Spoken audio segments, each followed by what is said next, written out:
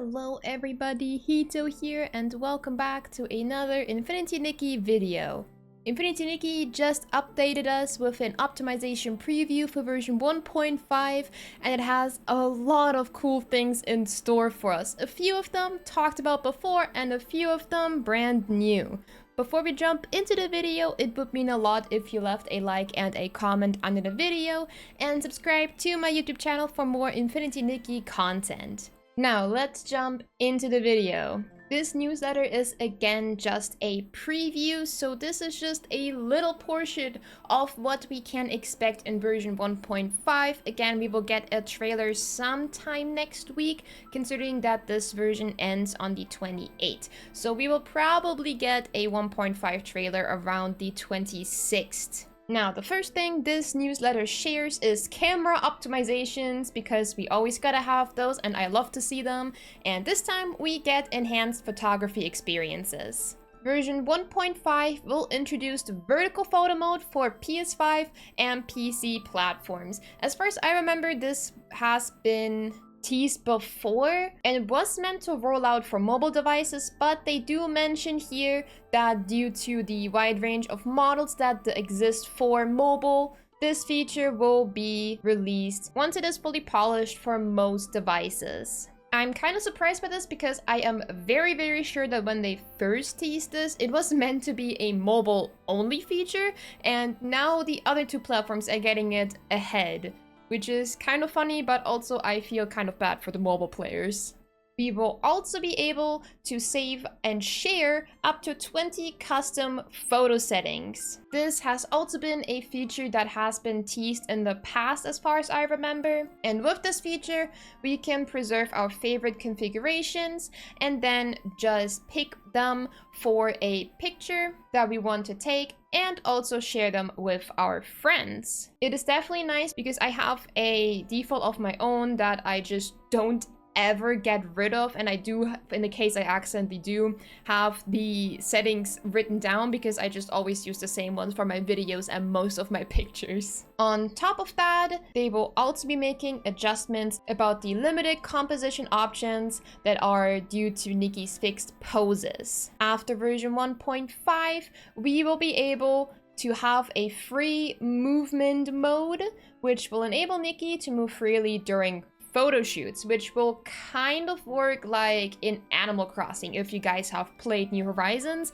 then it's probably going to work a lot like that. On top of that, another feature that has been talked about before is going to appear in version 1.5, and that is Leila. Leila is meant to be the merchant for the camera, and in version 1.5 she will be introduced with a few modification tools that will help us unlock 8 new photo poses, including those named Drowsy Yawning, Play the Peepa, and Graceful Floating, which sounds like they may be from outfits we already have, especially the Peepa one. And in the future, Leila will offer additional poses, filters, and other photography goodies for purchase or exchange. Now, this line does kind of pique my interest because purchase or exchange, which means that we will probably get a few of these modification tools that we can just purchase with bling. Please don't let it be money. Bling. And exchange is probably going to maybe get more of the photo missions, especially in new areas. It's going to be really fun. I kind of like them. They're really fun. Plus they help us actually explore the photo mode a little bit if you do them with having fun and not being like, oh, I have to do a quest. So getting the material we get as a reward from that and being able to exchange it, really nice. Gives them a purpose, aside from just unlocking Momo's camera features. And we will also be able to modify pictures in the game. No more Photoshop. We can now rotate photos and edit them with stickers and with text, kind of like Pikuras in Japan. I really like that feature because whenever I do see really cool edited pictures, they are, as it implies, edited, usually in Photoshop. So being able to offer this for everybody, not only people that happen to have a PC and also a very expensive Photoshop app, is really nice. A feature I never really thought about having, but really glad to have it nonetheless. Now, aside from the photo mode, we are also getting more towards the storyline. This has been a big thing that I've seen people complain about. I personally didn't care too much about the story, but as somebody who likes story-driven games, it was a bit lackluster, I will admit that. So seeing them address it and promising us that this one is going to be better is really nice. Version 1.5's Bubble season will bring a thrilling new chapter is what they promise. The storyline is what begins as a lighthearted graduation trip soon spirals into an epic journey. Guided by a mysterious stranger, Nikki witnesses a world in crisis and steps into a rift in time and space, venturing towards the primordial sea of stars. There she'll uncover secrets about her past, present, and future, and encounter countless versions of herself from parallel worlds. Now, I need to say, this sounds exciting as hell. I'm sorry. This might heavily imply how the other Nikki games kind of roll into this one because they are in themselves a parallel universe. So that is really exciting. Even if it's not, I am really interested in this storyline. This is definitely promising. And it's promising a lot. If this is the entire storyline for the new region up until version 2.0, I'll be absolutely fine with that. This sounds like there will be a lot to uncover and just one version would not be enough. Aside from that, a brand new multiplayer map will open, which we've also known before, and it will feature unique gameplay mechanics and co-op challenges. And this is really important because this was a concern for a lot of people. Co-op will be completely optional. You don't have to do any of this to progress in any way. So that is absolutely awesome because I've seen a lot of people say, oh, I don't want to be forced to get friends when I don't have any, and I get that. So this game will still offer a complete solo player experience, but it also offers the chance to play with your friends if you want to, and that is so nice. Alongside the update, we will also be getting a music video called Echoes of the Stars. We have seen a teaser for this before, where Nikki will tell the story of her celestial journey. I am really excited for that one because I really love music videos, especially if they are part of a franchise. And plus, the music in this game is phenomenal, so I have no doubt that the MV is going to be awesome. Aside from that, Nikki will also visit the secluded Serenity Island, where she'll meet new Pisces companions and unravel long-forgotten tales. Now, this one had me on pause for a second because they say the adventure doesn't end there. Nikki will visit this island. Does this mean that we are getting 2 new maps? Do we get Serenity Island, which isn't the multiplayer map, and we also get a multiplayer map? Because then version 1.5 is a lot bigger than I thought it was going to be. I might be misreading this a lot. Maybe I'm just overthinking it, but we might be getting 2 maps. And another feature that in one of my last videos I talked about, which I was surprised by was even being requested, will become a feature. Unleash boundless creativity with custom ability styling. And this was kind of where I was expecting that point to go. We've already been teased that we will be able to use ability outfits without actually equipping them. And the way I understood it is that we still need to obviously complete said ability outfit, but we'll be able to customize it, or we will be able to use it on a different outfit. But the first option sounded a bit more easier to do, and that is exactly what we're getting. After collecting a set number of ability outfits and completing their story quests, Nikki will be able to use abilities freely, unbound by specific outfits. Once an ability outfit is fully collected and its power is unlocked, we can go to the ability setup interface to customize its appearance. So instead of just disabling that we are using the ability outfit and it just appears as if it is the one we're currently wearing, we can customize the ability outfits, which is essentially kind of the same thing, but it's also a different thing at the same time, and I love that so much. Oh my goodness. Now, there will be a few abilities that will require us to use specific items, for example, handheld items. For these, we can swap the design from the required item but we can't replace it with an item from an unrelated item.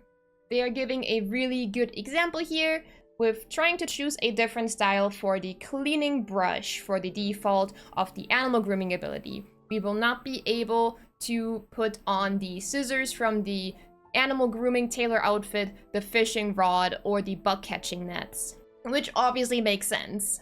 Now, something that I already know is probably going to be a big disappointment for a lot of players is that some outfits, like the Daughter of the Lake and Spectral Mist, feature special effects, and those can only be activated by wearing the completed outfit. I have to admit, I am a little bit upset about that, especially Daughter of the Lake. There are a few special effects outfits where I would kind of obviously understand that they are tied to that, like the fairy flying outfit, but I feel like something that is just adding scales, being completely tied to the Daughter of the Lake, is a bit sad. So I am pretty sure that this means that anything that is in one of the base ability outfits cannot be customized. I do kind of get the point of that, because to use this special ability you need to own the outfit, and it would be a bit sad to not use the outfit itself. This is definitely a double-edged sword, and I'm really curious to see how that point will come across the player base. Next up, we are also getting visual upgrades and ability enhancements. With the launch of customizing the abilities, they are also upgrading the visual effects of selected ability outfits to make their powers stand out even more. So far, only a few specific outfits have been selected, but I personally am really looking forward to it because a few of them, well, could have had this from the start. Those outfits include the Crystal Poems, Froggy Fashion, Breezy Tea Time, Shark Mirage, and the Forest's Fluttering. Now, while the adjustment to the Crystal Poems isn't exactly what I wanted, it's still really cool. The Crystal Poems got a new purification animation in which Nikki will wield her wand to cast purification orbs accompanied by a shimmering snowfall effect around the wand. What is sad about this is that we can't get recolors of the purification orbs, but there is a reason for it and I am accepting it. The reason for that is that the hues of the orb colors are tied to the future story development. We don't know what it is yet, but I will accept that as a reason. Because seeing it like that, having whatever the current color of Nikki's orb is and taking it into cutscenes means that they have to reanimate and redo a lot of CGI and stuff, and that just is way too much work and takes a lot to adjust. So I will accept that as a reason. Hopefully in the future they will have tech for all the devices available that does make this feature available. The Froggy Fashion outfit will also get a new upgrade ability, which allows Nikki to summon 4 croakers for a lively choir session. So far this outfit didn't have an ability, it just had a cute little leaf that Nikki had in her hands, aka an item, and that was literally it. So this is really nice. Now, a lot of players may be like, oh, but I don't have this outfit. Fear not, this outfit will rerun in version 1.5's 4-star resonance period. So it's not going to be version 1.6 and 1.7 with the very first 2 5-star outfit reruns. It will be version 1.5 featuring the first ever outfit reruns, which is really exciting. And another really cool update will be the glow up and recolor enhanced benefits. We will get an update which is supposed to elevate the glow up experience. 5 and 4-star outfits and their pieces will unlock new color variants after being fully glowed up. 3 stars will be completely unaffected by this, but we will be able to use materials in the dyeing feature to unlock additional hues. So technically recoloring is unlocked on those, just not in the same way for 4 and 5 stars. Next up, interaction and gameplay improvements. I feel like this has been updated every single time in different ways, and again, we are getting optimized button interactions during gameplay. We are finally getting X and Y axis inversion for keyboard, mouse, and controller, which I'm pretty sure was already teased before, and custom key binding will now support combo key customizations, which for example includes assigning keys for the Timeless Melodies exclusive skill. Also, PlayStation trophy hunters are finally having a bit of an easier time with the 2 trophies, I Swear This Is the Last Time, and Heart Full of Wonders with reduced milestones to hit. And a small tease to other ongoing optimizations, aka optimizations they are currently working on for future updates, include the following.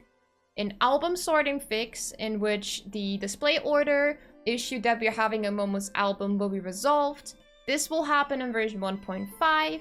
We will also be getting a streamlined main interface and immersive mode, in which you will get a function hub button that will declutter the main interface, aka grouping and organizing secondary features into a tidier menu. We will also be getting a new immersive mode, which hides all UI elements except an exit button and interaction prompts while retaining shortcut functionality, kind of like Genshin does. It is definitely really nice if you want to look at everything and don't want to have all of these small UIs, especially the ones with the red buttons all the time. So we will probably be getting a shortcut in which we can turn this off and on. And finally, we will be able to get a whim calendar. It will track the event progress and manage vital energy efficiently with the new whim calendar on the main interface. This is definitely a really interesting addition. I'm interested to know how it will work and how it will be implemented, but it looks very useful and put everything on one big screen. Definitely, it will be a lot tidier and a lot more easier to know where you are and what you still need to do. Now, that is all that we know so far, but stop, it doesn't end quite yet. We are getting more free polls, and this time not with a redemption code like in the last video. By the way, side by side, don't forget to redeem it before May 5th. We are getting another 10 Revelation Crystals upon the launch of version 1.5. That is another full 10 pull for free, which is definitely amazing. So if you are looking to go back into the grind, this is it. We still don't know what the outfits and everything are yet. We are still going to be waiting for version 1.5 and its trailer, but it will be happening sometime next week and I'm really excited for it. Do let me know in the comment section what you think about version 1.5 so far. Thank you guys so much for watching, and I will see you guys in the next video. Have a good day, everybody. Bye bye.